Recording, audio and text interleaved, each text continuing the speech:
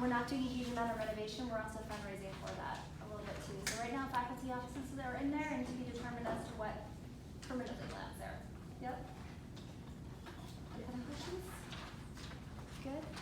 Okay, a couple more very fast pieces to mention. Julie just reminded me that you have a wonderful guide that hopefully you've been shared a Google Doc about what points we would love for you to hit about Benton Hall and career services. They've been added to the tour guide manual. Amazing, thank you so much. Mm-hmm. Couple pieces of sensitivity again that I'd ask you to. As you notice, this is a beautiful new space. Sound also travels very quickly and very loudly in this space because there's a whole lot of air going on here. So with that, a couple things that I would ask you to think through. One is to just be aware of the fact that we have students who are doing work and meeting with advisors and trying to make calls into the front desk and all that. So as you're bringing your tours through, if you can stay outside a little bit and share as much as you can there before you walk through the lobby would be wonderful.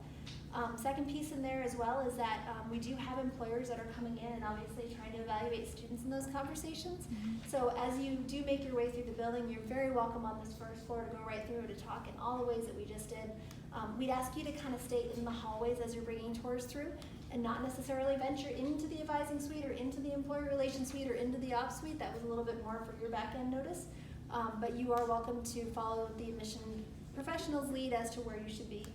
But please know that you're very welcome in here. We're just trying to make sure that tours don't get lost and we end up with people randomly in the black interview rooms and you go, shoot, I had 7 people and now I'm down to 6.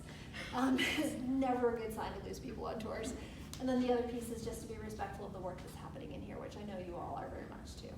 A few other pieces of the building I just wanted to mention. We have not yet had our certification nailed down, but we are going to be LEEDS Platinum, which is the first building on campus that is LEEDS Platinum, and hopefully if all goes well, knock on whatever wood you can find, which is abundant, in here as well too.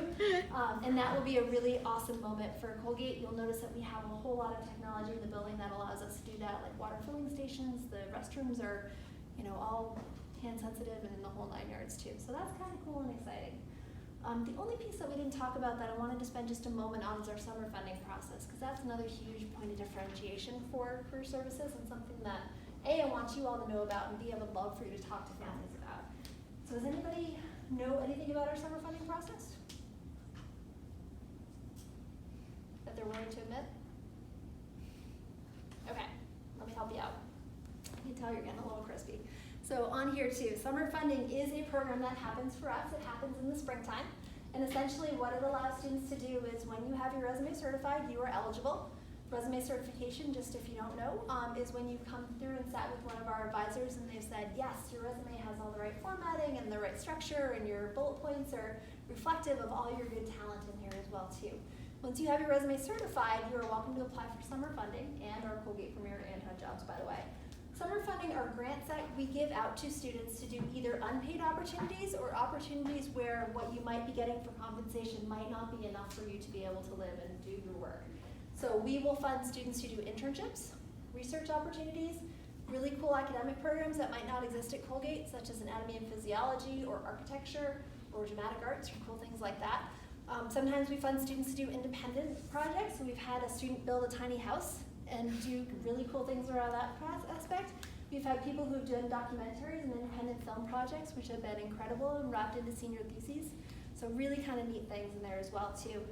Sometimes students will do programs that are really structured. Sometimes it's part-time, sometimes it's formal, sometimes it's very informal. It depends on what the student needs. Oftentimes when students go away from home, there are costs that you might not incur if you were able to live with your family. That might be like rent, food, vaccinations, passport, travel, commuting costs, professional dress, all that good jazz too. And that's what summer funding is really designed to do. So fundamentally, this program is there to help students get access to opportunities that they might not otherwise be able to do and to open up more examples of places that they can learn about the world and understand whether or not it's their fit. So that's our summer funding process. We also have fellowships such as the Manzi and the Music and Youth Fellowship, which are nonprofit organizations up in Boston that we have fellows go up through, usually about 12 or 13. Lucky 13 on the Manzi, and typically somewhere between 5 and 7 on the Music and Youth. That will also be a paid fellowship out there as well. One of the reasons why I'm telling you about this and putting a finer point on it is because this is a really, really important program for our students, especially for families who receive aid from Colgate. Last year we gave out $700,000 in grant funding, which was really fun, to be perfectly honest. and it's a great program for students. About 180 students use that $700,000. So highly encourage you to think about it if you are going to return to Colgate for at least a semester. You are eligible, and want you to consider what those opportunities may be, but more importantly, what that might open up for families of students who are coming through too. Okay? Okay, I've thrown a lot at you. Did you get all that? It's in the Google Doc if you didn't. So good for you to study up and to make sure that you know what you're rolling through.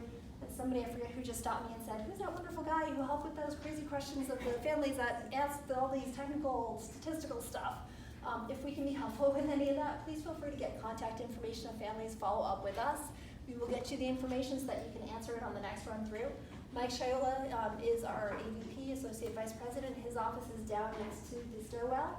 Downstairs, my office is actually just off the lobby. So if you need to pull us in to feel any crazy questions that you get, most likely we've heard it before, but very, very happy to help. Okay? I know I'm the last thing between you and lunch, so please feel free to pit dive and ask me any questions you have, but have the wonderful rest of your day. Thank you for doing what you're doing, and thanks for coming to visit.